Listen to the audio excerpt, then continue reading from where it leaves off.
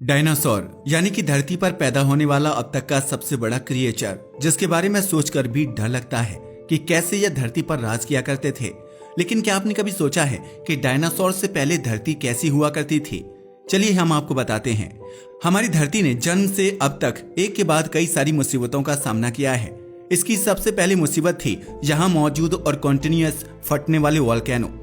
इन volcano से hydrogen, sulphide, methane और carbon dioxide जैसी जहरीली गैस निकल रही थी, जिसकी वजह से पूरी धरती पर उबलता हुआ लावा और जहरीली गैसें फैली हुई थी।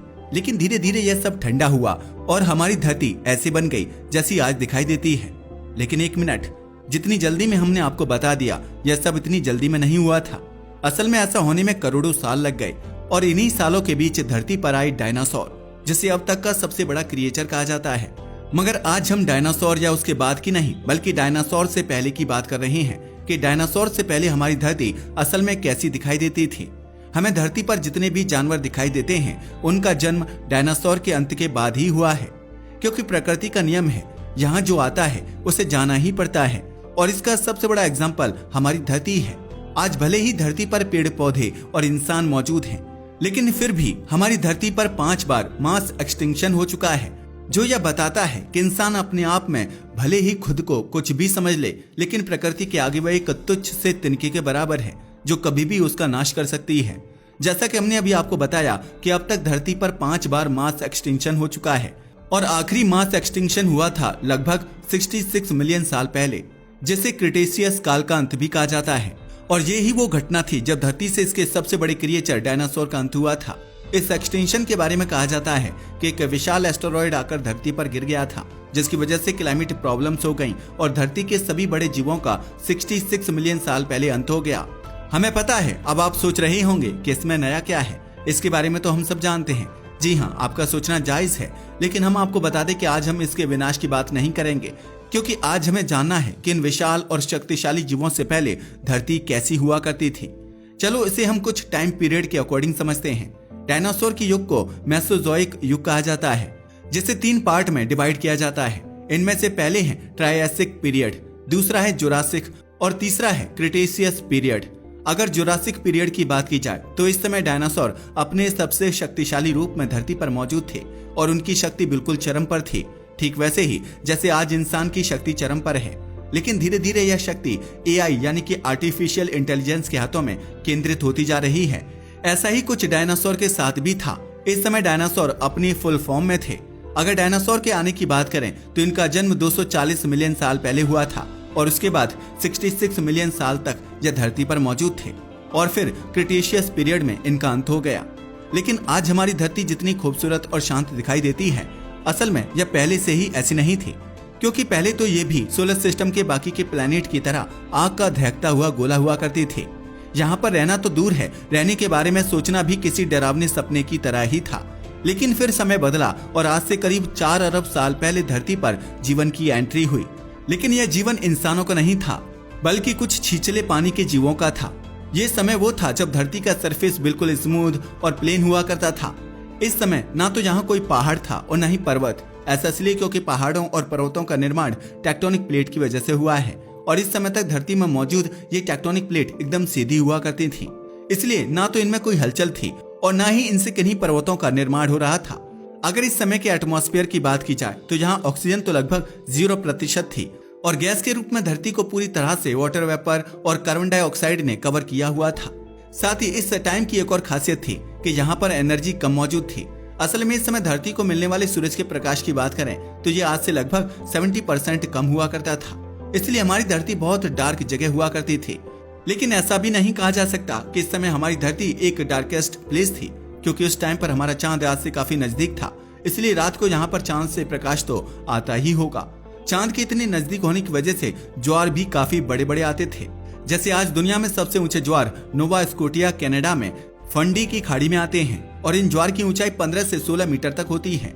लेकिन उस समय पर 300 मीटर ऊंचे टाइड तक आते थे और ऐसा चांद के धरती के करीब होने की वजह से होता था।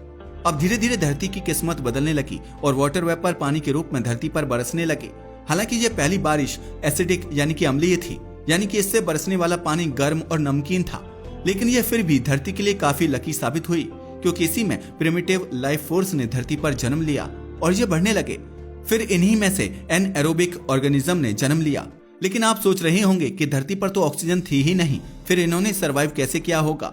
तो हम आपको बता दें कि इन जीवों की सबसे बड़ी खासियत थी कि ये बिना ऑक्सीजन के भी जिंदा रह सकते थे। और ये वही समय है जब धरती का एनवायरनमेंट काफी हर्ष हुआ करता था। लेकिन इस हर्ष एनवायरनमेंट में भी ये जीव बढ़ने लगे और फिर धीरे धीरे सी लेवल भी ऊपर आने लगा। और हमारा सूरज, जिसका 30% प्रकाश ही धरती पर आता था, यह आकार में बढ़ने लगा और यहाँ पर प्रकाश की क्वांटिटी भी धीरे धीरे बूस्ट होने लगी। लेकिन हम आपको बता दें कि इस समय तक किसी भी टाइप के डीकम्पोजर का जन्म नहीं हुआ था। इसलिए जब ये ऑर्गेनिज्म मर गए तो करोड़ों साल तक ये अपनी जगह पर ऐसे ही पड़े रहे। और अगर आज की बात की जाए तो आज जो तेल हमें मिलता है उनका सोर्स कहीं ना कहीं ये जीव भी हैं।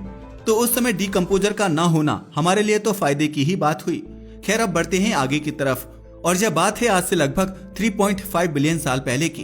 और यह हमारी धरती के इतिहास का सबसे खास टाइम है, क्योंकि इस टाइम पर कुछ ऐसे बैक्टीरिया का जन्म हुआ जिन्होंने फोटोसिंथेसिस से जीना सीख लिया। और यह तो आपको पता ही है कि फोटोसिंथेसिस से ही ऑक्सीजन प्रोड्यूस होता है। भले ही इन बैक्टीरिया ने ऑक्सीजन को जन्म दिया, लेकिन ये धरती के पहले सामूहिक विलोपन यानी कि एक्सटिंक्शन का कारण भी बने।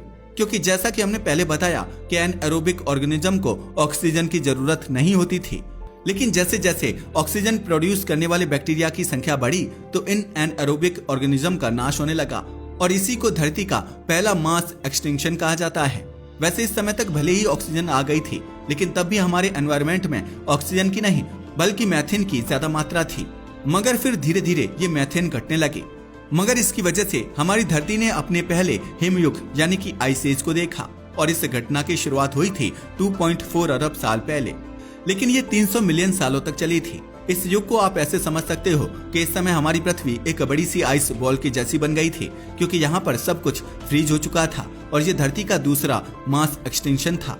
लेकिन इस समय भी धरती पर जीवन ने उम्मीद नहीं छोड़ी और लगभग 400 मिलियन साल पहले कुछ ऑर्गेनिज्म इक्वेटर के कोस्टल एरिया के पास आकर रहने लगे। और इस समय हमारी धरती बिल्कुल वैसी ही थी जैसा आज का मंगल है। आप जरा सोचकर देखिए कि 400 मिलियन साल पहले हमारी धरती मार्स यानी कि मंगल के जैसी थी।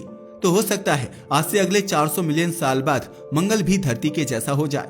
खैर, ये काफी आगे की बात है। फिलहाल हम धरती पर वापस आते हैं। जैसा कि हमने पहले ही बताया कि सूरज का आकार भी धीरे धीरे बढ़ रहा था, जिससे इसकी रोशनी भी धरती पर ज्यादा आने लगी थी। इसी का फायदा हिमयुग को भी हुआ, क्योंकि सूरज की गर्मी से जल्दी ही धरती से बर्फ पिघल गई और उसके बाद फेनेरोजोइक इयोन आया। ये वही टाइम था जब धरती पर आज की तरह कॉन्टिनेंट नहीं बल्कि एक सुपर कॉन्टिनेंट हुआ करता था, जिसका नाम था पैंजिया। उसके बाद आते हैं हम आज से 444 मिलियन साल पहले। और ये वही समय है जब तक धरती पर कोई स्पेसिफिक जीव नहीं आए थे। बस कुछ काईनुमा जीव ही सरफेस पर नजर आते थे, लेकिन ये भी एक ही जगह पर पड़े रहते थे क्योंकि इनको तैरना नहीं आता था। लेकिन अभी भले ही सरफेस पर कोई खास जीव नहीं थे, लेकिन कोस्टल एरिया में काफी जीव आ गए थे। लेकिन ये जीव हमें समुद्र की गहराई में नहीं बल्कि 10 मीटर नीचे तक ही मिलते थे। ऐसा इसलिए क्योंकि ये फोटोसिंथेसिस से ही अपने खाने को बनाते थे और उस समय सूरज की रोशनी समुद्र में 10 मीटर से नीचे नहीं जा पाती थी। यह समय इसलिए भी खास था क्योंकि अब तक धरती पर डीकम्पोजर नहीं आए थे। लेकिन फिर 398 मिलियन साल पहले समुद्र में पहले डीकम्पोजर एनिमल आए और इसी समय से समुद्र की सफाई शुरू हुई, क्योंकि उन्होंने डेड जीवन को खाना शुरू कर दिया। इसके बाद आता है कार्बोनिफेरस युग, जो 299 मिलियन साल पहले तक चला। कार्बोनिफेरस युग की सबसे बड़ी खासियत थी कि जब यह शुरू हुआ था तो ट्रॉपिकल एरिया के ज्यादातर इलाकों में ट्रॉपिकल फॉरेस्ट आ चुके थे, क्योंकि भले ही अब तक समुद्र में डीकम्पोजर आ चुके थे, लेकिन धरती पर ऐसा कोई डीकम्पोजर जीव नहीं था जो लकड़ी को खा सके। इसलिए सूखी हुई लकड़ियों का एक रेगिस्तान सा बन गया था जो डीकम्पोज नहीं हो पा रहा था। लेकिन जहां यह उस टाइम के लिए अच्छा नहीं था, लेकिन आज के इंसानों के लिए यह काफी फायदेमंद साबित हुआ, क्योंकि ये डीकम्पोज न हो पाने वाले पेड़ ही आज हमें कोयले के रूप में प्राप्त होते हैं, जिससे हमें एनर्जी मिलती है। वैसे तो ज्यादातर बातें तो हम ट्रॉपिकल एरिया की कर रहे हैं, लेकिन इस समय ट्रॉपिकल एरिया के अलावा भी फंगी, मोसेस और लाइकेन जैसे ऑर्गेनिज्म हमें दिखाई देने लगे थे। हालांकि इस समय तक बहुत सारी मछलियां और समुद्री जीव आ चुके थे, लेकिन फिर भी ये गहरे समुद्र में नहीं केवल कोस्टल एरिया में ही पाए जाते थे। ऐसा इसलिए क्योंकि फंगी ने भी अभी तक तैरना नहीं सीखा था और मछलियां भी कोस्टल एरिया में ही सरवाइव कर पाती थीं। ये पीरियड आज से 252 मिलियन साल पहले तक चला और इस समय एक महत्वपूर्ण घटना घटी। दरअसल इसी समय पर एम्फीबियंस यानी कि ऐसे जीव जो धरती और समुद्र दोनों पर सरवाइव कर सकते हैं, उनका जन्म हुआ। और इसी समय बहुत सारे बड़े जीवों की एंट्री हुई, जिनमें शामिल थे ब्रोंटो स्कॉर्पियो।